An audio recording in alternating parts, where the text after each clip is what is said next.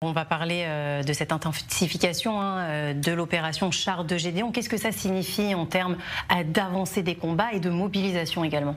Alors c'est important parce qu'effectivement, d'une part, on a un élargissement des unités impliquées, des unités qui étaient jusqu'à présent en Judée-Samarie ou dans le nord, eh bien, sont désormais prêtes après quelques jours d'entraînement et sont déjà rentrées dans la bande de Gaza, notamment les unités Kfir, les unités Golani. Une partie de l'unité Golani est rentrée à l'intérieur de la bande de Gaza depuis cette nuit.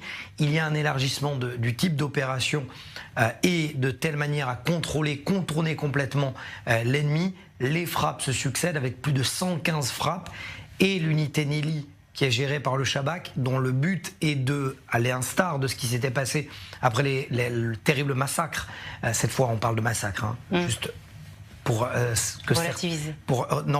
Lorsque le mot est utilisé malheureusement et banalisé par certains politiques en France, le massacre des athlètes juifs aux Jeux Olympiques de 1972, et bien juste derrière, il y avait cette opération lancée par Golda Meir pour retrouver les auteurs de ce massacre. Et bien l'unité Nili, elle a été montée par le Shabak, les unités de renseignement intérieur, pour retrouver tous les terroristes qui ont participé au 7 octobre. Et c'est encore le cas. Il y a eu 2 éliminations ciblées, encore une fois cette nuit, concernant précisément et de manière chirurgicale les terroristes responsables, une partie des terroristes responsables du 7 octobre.